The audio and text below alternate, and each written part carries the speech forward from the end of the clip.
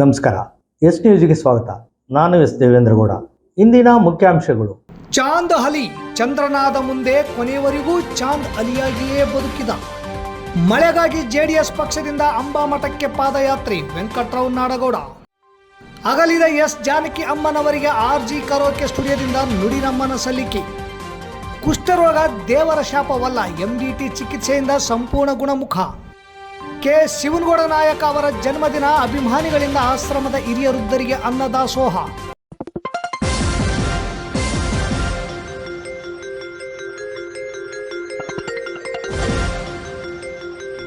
S news, ಇದು ನಿಮ್ಮ ಧ್ವನಿ. ವಾರ್ತೆಗಳ ವಿವರ.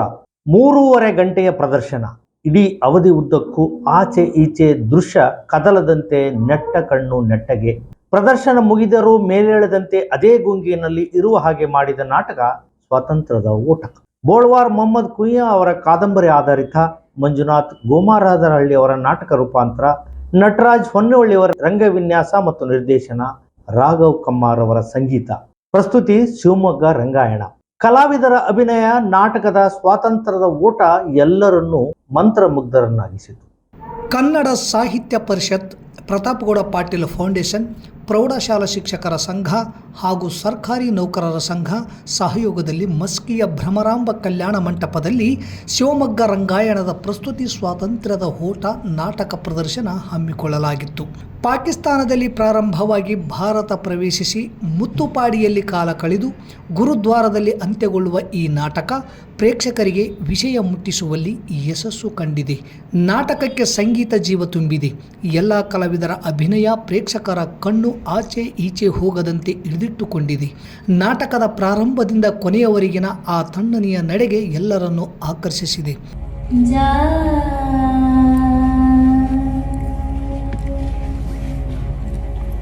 बाबुल मोरा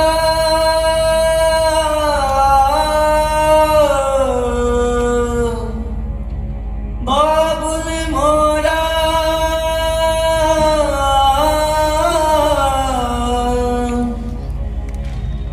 नहीं हर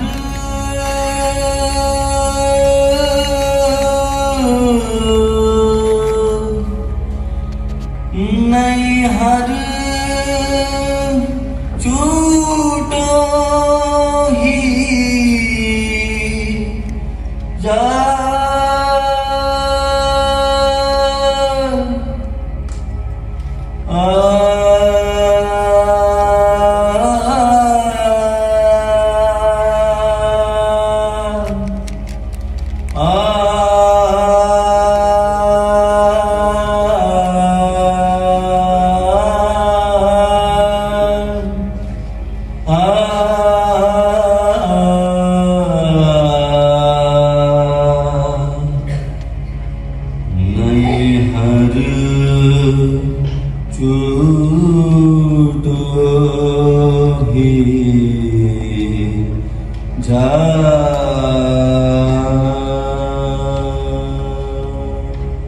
ದೇಶ ಇಬ್ಬಾಗವಾದಾಗ ಸಿಖ್ ಧರ್ಮೀಯ ಮಾಲೀಕರ ಮನೆಯ ಹೆಣ್ಣು ಮಕ್ಕಳಿಬ್ಬರನ್ನು ಭಾರತದ ನಿರಾಶ್ರಿತ ಶಿಬಿರಕ್ಕೆ ತಲುಪಿಸಲು ಹೋದ ಚಾಂದ್ ಅಲಿ ಪಾಕಿಸ್ತಾನದ ಗಡಿ ದಾಟಿ ಭಾರತಕ್ಕೆ ಬಂದು ತನ್ನ ಪಾಕಿಸ್ತಾನಕ್ಕೆ ಹಿಂದಿರುಗಿ ಹೋಗಲು ಸಹಾಯ ಕೇಳಲು ಗಾಂಧಿ ಅವರಿದ್ದ ಸಭೆಗೆ ಹೋಗಿ ಅಲ್ಲಿ ಗಾಂಧಿಯ ಹತ್ಯೆ ಕಂಡು ತನ್ನ ದೇವರು ಸತ್ತು ಹೋದ ಎಂದು ಅಸಹಾಯಕನಾದಾಗ ಜೋಳಿಗೆ ಬಾಬನ ಸಹಾಯದಿಂದ ಮುತ್ತುಪಾಡಿಯಲ್ಲಿ ನೆಲೆ ನಿಂತು ಮಾನವೀಯ ನೆಲೆ, ವಾತ್ಸಲ್ಯ, ಕರುಣೆ, ಅಂತಃಕರಣ, ಭಾವ ಸಂಬಂಧಿ ಗುಣಗಳಿಂದ ಬಂದಿಯಾಗಿ ಮಾನವೀಯ ಸಂಬಂಧಗಳನ್ನು ಕಂಡುಕೊಳ್ಳುತ್ತಾ ಬದುಕಿನಲ್ಲಿ ತಮ್ಮದಲ್ಲದ ತಪ್ಪಿಗೆ ಓಡಾಡುವ ಒಂದು ಸಮುದಾಯದ ಪ್ರಜ್ಞೆಯಾಗಿ ಚಾಂದ್ ಅಲಿ ಪ್ರತೀಕವಾಗುತ್ತಾನೆ.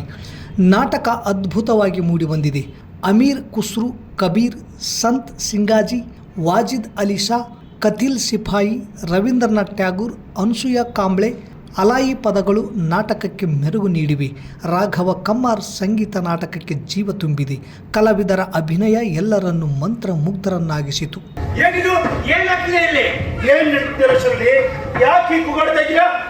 ಅಸ್ಸಲಾಂ ವಾಲೇಕುಂ ಸರ್ದಾರ್ಜಿ. ಎಲ್ರೂ ಕೇಳಿಸ್ಕೊಳ್ಳಿ, ಈ ಸರ್ದಾರ್ಜಿ ನನ್ನ ದೋಸ್ತ್, ಆದ್ರೆ ಖುದಾ ಕಿ ಕಸಮ್ ಈ ಮನೆಯಲ್ಲಿ ಅಂತ ಟ್ರಕ್ ಬೀಳಬಾರ್ದು. ಅರ್ಥ ಆಯ್ತೇನ್ರು? ठीक है भाई. ಸರ್ದಾರ್ಜಿ, ಮುಜೆ ಮಾಫ್ ಕರ್ ದೋ ಸರ್ದಾರ್ ಜಿ. ನಾನು ನನ್ನ ಕೆಲಸ ಮಾಡ್ತಾ ಇದ್ದೀನಿ ಅಷ್ಟೇ ಸರ್ದಾರ್ ಜಿ. ಅಲ್ಲಿ ಉತ್ತರ ಭಾರತದಲ್ಲಿ ನಮ್ಮ ಮುಸ್ಲಿಮರನ್ನ ದನಗಳಂತೆ ಕತ್ತರಿಸಿ ಎಸೀತಿದ್ದಾರೆ. ಅಷ್ಟೇ ಅಲ್ಲ, ಜೀವಂತ ಸುಟ್ಟು ಬೇಯಿಸ್ತಾ ಇದ್ದಾರೆ. ಅಲ್ಲಾಹನ ಕೃಪೆಯಿಂದ ಜೀವ ಉಳಿಸಿಕೊಂಡು ಬರ್ತಾ ಇರೋ ಮುಸಲ್ಮಾನ್ ಬಂಧುಗಳಿಗೆ ಇಲ್ಲಿ ಆಶ್ರಯ ಮಾಡಿಕೊಡ್ಬೇಕಾಗಿರೋದು ನನ್ನ ಧರ್ಮ. ಕಳೆದ ಒಂದು ತಿಂಗಳಿಂದ ನಿಮ್ಮವರೆಲ್ಲ ನಿಮ್ಮ ಹಿಂದೂಸ್ತಾನಕ್ಕೆ ಹೋಗ್ತಿದ್ದಾರೆ. ಹಾಗಾಗಿ ಈಗ ನೀವು ಹೊರಡಿ.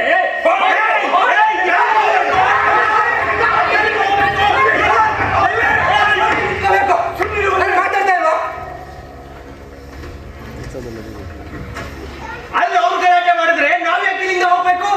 ನಾವೇನ್ ತಪ್ಪು ಮಾಡಿದೀವಿ? ನಾನಂತೂ ಇಲ್ಲೇ ಹೇಳ್ತೀನಿ, ನೀವೆಲ್ಲ ಸೇರಿ ನಮ್ಮನ್ನು ಕೊಂದು ಹಾಕೋದ್ರೂ ಪರವಾಗಿಲ್ಲ, ನಾನಿಲ್ಲೇ ಹೇಳ್ತೀನಿ. ಸರ್ದಾರ್ಜಿ, ನೀವು ಕೋಪ ಮಾಡ್ಕೋಬೇಡಿ. ನೀವು ನಿಮ್ಮ ಕುಟುಂಬ ಸುರಕ್ಷಿತವಾಗಿ ಹಿಂದೂಸ್ತಾನಕ್ಕೆ ಹೋಗ್ಬೇಕನ್ನೋದೇ ನನ್ನ ಆಸೆ ಸರ್ದಾರ್ಜಿ. ಅಲ್ಲಿ ನಿಮ್ಗೋಸ್ಕರ ಕ್ಯಾಂಪ್ ತೆರೆದಿದೆ, ನೀವು ಹೋಗಿ ಅಷ್ಟೇ. ನೀವು ಕ್ಯಾಂಪ್ ತಲುಪಿದ್ರೆ ಸಾಕು. ಅಲ್ಲಿಂದ ನಿಮ್ಮ ದೇಶಕ್ಕೆ ಸುರಕ್ಷಿತವಾಗಿ ಕಳಿಸೋ ಜವಾಬ್ದಾರಿ ನಮ್ಮ ಸರ್ಕಾರದ್ದು. ನಮ್ಗೆ ಬೇರೆ ದಾರಿ ಇಲ್ವ ರೋಷನ್ ಭಾಯ್? ಸರ್ದಾರ್ಜಿ, ಇದ್ದಿದ್ರೆ ನಾನೇ ಹೇಳ್ತಿದ್ದಿಲ್ವ ಸರ್ದಾರ್ಜಿ? ಆದ್ರೆ ನಮ್ಮ ಹುಡುಗರು ಈಗ ಬಹಳ ಕೋಪದಲ್ಲಿದ್ದಾರೆ. ನೀವು 24 ಗಂಟೆಯಲ್ಲಿ ಮನೆ ಖಾಲಿ ಮಾಡ್ಬೇಕು ಅಷ್ಟೇ. ಏನು 24 ಗಂಟೆನಾ? ನೀವು ನಿಮ್ ಕುಟುಂಬದವರು ಹೋಗಿ ಕ್ಯಾಂಪ್ ಸೇರ್ಕೊಳ್ಳಿ. ನಿಮಗೆ ಏನ್ ಬೇಕೋ ತಗೊಂಡೋಗಿ. ನೆನಪಿರ್ಲಿ, 24 ಗಂಟೆ ಮಾತ್ರ. ಮುಂದಿನ ತೀರ್ಮಾನ ಏನಿದ್ರು ಇವ್ರಿಗೆ ಬಿಟ್ಟಿದ್ದು. ನೋಡಿ ಹೋಗೋಣ. ಚಲ್ರೆ. ರಾಜ್ಯದಲ್ಲಿ ಈ ಬಾರಿ ಮುಂಗಾರು ಮಳೆ ಸಂಪೂರ್ಣ ಕೈಕೊಟ್ಟ ಹಿನ್ನೆಲೆಯಲ್ಲಿ ಮಳೆಗಾಗಿ ದೇವರ ಮೊರೆ ಹೋದ ಮಾಜಿ ಸಚಿವ ವೆಂಕಟರಾವ್ ನಾಡಗೌಡ ಸಿಂಧನೂರು ನಗರದ ಕೋಟೆ ಈರಣ್ಣ ಕಲ್ಯಾಣ ಮಂಟಪದಿಂದ ಪಾದಯಾತ್ರೆ ಪ್ರಾರಂಭಿಸಿ ತಾಲೂಕಿನ ಸುಪ್ರಸಿದ್ಧ ಸಿದ್ಧಪರ್ವತ ಬಗಳಾಮುಖಿ ಅಂಬಾಮಠದ ಅಂಬಾದೇವಿ ಸನ್ನಿಧಾನದವರೆಗೂ ಜೆಡಿಎಸ್ ಪಕ್ಷದ ನೇತೃತ್ವದಲ್ಲಿ ನಾಡಗೌಡರ ಮುಂದಾಳತ್ವದಲ್ಲಿ ಬೃಹತ್ ಪಾದಯಾತ್ರೆಯನ್ನು ಇಂದು ಬೆಳಗ್ಗೆ 9 ಗಂಟೆಯಿಂದ ಹಮ್ಮಿಕೊಳ್ಳಲಾಗಿತ್ತು.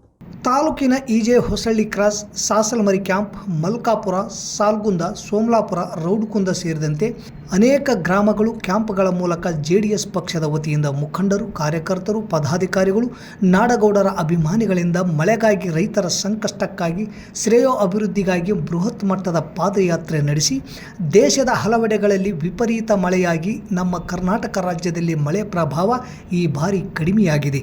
ಸರ್ಕಾರ ಕಲ್ಯಾಣ ಕರ್ನಾಟಕವನ್ನು ಬರಗಾಲ ಪ್ರದೇಶವೆಂದು ಘೋಷಣೆ ಮಾಡಬೇಕು. ಇನ್ನೂ ತಡ ಮಾಡದೆ, ನಿರ್ಲಕ್ಷ್ಯ ಮಾಡದೆ ತಕ್ಷಣವೇ ಸಭೆ ನಡೆಸಿ ರೈತರು ಬೆಳೆಗಾಗಿ ಸ್ಥಳೀಯವಾಗಿ ಸೊಸೈಟಿಗಳಲ್ಲಿ ಹಾಗೂ ರಾಷ್ಟ್ರೀಕೃತ ಬ್ಯಾಂಕುಗಳಲ್ಲಿ ಮಾಡಿದ ಸಾಲವನ್ನು ಸಂಪೂರ್ಣವಾಗಿ ಮನ್ನಾ ಮಾಡಬೇಕು. ಬರಗಾಲ ಪರಿಹಾರ ಘೋಷಣೆ ಮಾಡಬೇಕು. ಪ್ರತಿ ಎಕರೆಗೆ 25,000 ಪರಿಹಾರ ನೀಡಬೇಕೆಂದು ಆಗ್ರಹಿಸುವ ಜೊತೆಗೆ ಮಳೆಗಾಗಿ ದೇವರ ಮೊರೆ ಹೋಗಿ ಪಾದಯಾತ್ರೆ ನಡೆಸಿದರು. ಇದಕ್ಕೂ ಮೊದಲು ನಗರದ ಕೋಟೆ ಈರಣ್ಣ ಕಲ್ಯಾಣ ಮಂಟಪದಲ್ಲಿ ತಾಲೂಕಿನ ಎಲ್ಲ ಧರ್ಮದ ಹರಗುರುಚರ ಮೂರ್ತಿಗಳ ಸಮ್ಮುಖದಲ್ಲಿ ಪೂಜೆ ಸಲ್ಲಿಸಿ ಮಾತನಾಡಿದ ಜೆಡಿಎಸ್ ತಾಲೂಕಾಧ್ಯಕ್ಷ ಬಸವರಾಜ ನಾಡಗೌಡ, ಮಳೆಗಾಗಿ ನಮ್ಮ ಪ್ರಾರ್ಥನೆ ಮತ್ತು ಪಾದಯಾತ್ರೆ. ರೈತರ ಸುಭಿಕ್ಷಕ್ಕಾಗಿ ಮಳೆ ಬರಲು ದೇವರ ಮೊರೆ ಹೋಗಲು ನಿರ್ಧರಿಸಿದ್ದೇವೆ. ಈಗಾಗಲೇ ಕಳೆದ ಬಾರಿಯೂ ಕೂಡ ಮಳೆಗಾಗಿ ಪಾದಯಾತ್ರೆ ಮಾಡಿದ್ದುಂಟು. ನಂತರ ಮಳೆಯೂ ಕೂಡ ಬಂದಿದ್ದೂ ಇದೆ. ಅದೇ ರೀತಿಯಲ್ಲಿ ಭಕ್ತಿಯಿಂದ ದೇವರ ಮೊರೆ ಹೋದರೆ ಮಳೆ ಬರುತ್ತದೆ, ರೈತರ ಮುಖದಲ್ಲಿ ಮಂದಹಾಸ ಮೂಡಿಸುತ್ತದೆ ಎಂಬ ಭರವಸೆಯ ಮಾತುಗಳನ್ನಾಡಿದರು. ತದನಂತರ ಬೃಹತ್ ಮಟ್ಟದ ಪಾದಯಾತ್ರೆಗೆ ಹರಗುರುಚರ ಮೂರ್ತಿಗಳು ಚಾಲನೆ ನೀಡಿ ನಾಡಗೌಡರಿಗೆ ಆಶೀರ್ವದಿಸಿದರು. ಈ ವೇಳೆ ಗೊರೆಬಾಳ್ ಕ್ಯಾಂಪ್, ಮರಳು ಸಿದ್ದರಾಮ ಶರಣರು, ತುರ್ವಿಹಾಳದ ಅಮರಗುಂಡಯ್ಯ ಸ್ವಾಮಿ, ಮಾದಯ್ಯ ಸ್ವಾಮಿ ಗುರುವಿನ್, ವಿಶ್ವನಾಥ ಸ್ವಾಮಿ ಪಗಡದಿನ ಕ್ಯಾಂಪ್, ಚೀಕಲ್ಪರ್ವಿ ಮಲ್ಲಯ್ಯ ತಾತ, ಗೋನ್ವಾರ, ಜವಳಗೆರೆ, ಸಿಂಧನೂರು ಚರ್ಚ್ ಫಾದರ್ಗಳು ಸಮಾರಂಭ ಸಾನ್ನಿಧ್ಯ ವಹಿಸಿದ್ದರು. ಮಾಜಿ ಸಚಿವ ವೆಂಕಟರಾವ್ ನಾಡಗೌಡ, ಮಾಜಿ ಶಾಸಕ ವೆಂಕಟಪ್ಪ ನಾಯಕ ಮಾನ್ವಿ, ಮುಖಂಡರಾದ Basavaraja Nadagouda, Ashok Gowda Gadratagi, G Satyanarayan, Jilani Pasha, Chandrashekhar Mailar, SP Tailor, Dharmagowda Malkapura, Nagesh Anchanal camp, Venkatesh Nanjaldinni, Veeresh Pannur, Ravigowda Pannur, Ayyanagowda Ayanur, Allamaprabhu Pujari, Anjaneya, Ragal Parvi, Mahaveer Jain, Syed Hasif, Mohsin ಸೇರಿದಂತೆ ನೂರಾರು ಕಾರ್ಯಕರ್ತರು, ಹಿತೈಷಿಗಳು, ಅಭಿಮಾನಿಗಳು, ರೈತರು ಇದ್ದರು.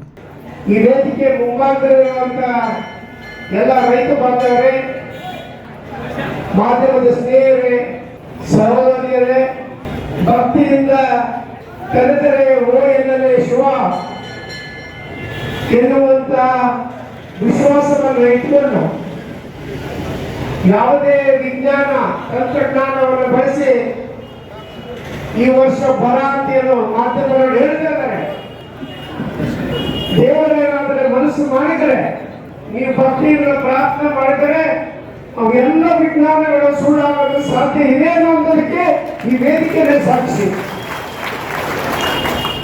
ಇವತ್ತು ಬಹಳ ದಿವಸದ ನಂತರ ಇದೇ 2 ಸಲ ನಾವು ಇದೇ ರೀತಿ ಮಳೆ ಬರದೇ ಇದ್ದಾಗ ನಾವು ಪಾದಯಾತ್ರೆ ಮಾಡಿದಾಗ ಒಂದು ಸಲ ನಮ್ಮ ಇಲ್ಲಿ ಆಂಜನೇಯ ದೇವಸ್ಥಾನ ಅಲ್ಲಿಂದ ಅಮ್ಮ ನಾವು ಮಳಬಳ್ಳಾರಿಗೆ ಮಾಡಿದಾಗೂ ಮಳೆ ಬಂತು. ಇದರಿಂದ ಒಂದು ಸಲ ಪಾದಯಾತ್ರೆ ಮಾಡುವಾಗಲೂ ಮಳೆ ಬಂದಿದೆ. 3ನೇ ಸಲ ನಾವು ಹೊರಮಾನದಿಂದ ಅಮ್ಮ ಮಠಕ್ಕೆ ಒಂದ್ಸಲ ಮಾಡಿದಾಗೂ ಮಳೆ ಬಂದಿದೆ. ಅದಕ್ಕಾಗಿ ಕೆಲವು ಮುಖಂಡರ ಸಲಹೆಯನ್ನು ಕೊಟ್ಟರು, ನಾವು ಮಳೆಗಾಗಿ ಇನ್ನೊಂದು ಸಲ ಪಾದಯಾತ್ರೆ ಮಾಡಬೇಕು, ಯಾಕಂದ್ರೆ ರೈತರು ಬಹಳ ಕಷ್ಟದಲ್ಲಿದ್ದಾರೆ. ಇವತ್ತಿನ ಪರಿಸ್ಥಿತಿಯಲ್ಲಿ ಒಂದು 22-23 TMC ಮಾತ್ರ ನೀರು ಸಂಗ್ರಹಣೆ ಆಗಿದೆ. ಹಿಂದೆ ಮಳೆನೂ ನಿಂತೋಗಿದೆ. ಇನ್ನು ಮಳೆ ಬಂದ್ರೆ ಮಾತ್ರ ನಮ್ಮ ಡ್ಯಾಮಿಗೆ ನೀರು ಬರೋದಕ್ಕೆ ಸಾಧ್ಯ. ಈಗ ರೈತರು ಬಹಳಷ್ಟು ಜನ ಯಾರು ಭತ್ತವನ್ನ ಹಚ್ಚಬೇಕಂತಾರೆ ಅವರೆಲ್ಲ ಸಸಿ ಮರಿಗಳನ್ನು. ಖ್ಯಾತ ಗಾಯಕಿ ಗಾನ ಕೋಗಿಲೆ ಎಸ್ ಜಾನಕಿ ಅಮ್ಮನವರು ಜುಲೈ 11ರಂದು ದೈವದೀನರಾಗಿದ್ದಾರೆ. ಅವರು ನಮ್ಮನ್ನೆಲ್ಲ ಅಗಲಿದ್ದು ಸಂಗೀತ ಲೋಕಕ್ಕೆ ತುಂಬಲಾರದ ನಷ್ಟವಾಗಿದೆ. ಅವರ ಸಾವಿರಾರು ಹಾಡುಗಳು ಕೇಳುಗರಿಗೆ ಇಂಪನ್ನು ನೀಡುತ್ತಿದ್ದವು. ಮುಂದೆ ಎಷ್ಟೇ ವರ್ಷವಾದರೂ ಕೂಡ ಅವರ ಹಾಡುಗಳು ಹಿತವನ್ನು ನೀಡುವುದರಲ್ಲಿ ಯಾವುದೇ ಸಂಶಯವಿಲ್ಲ.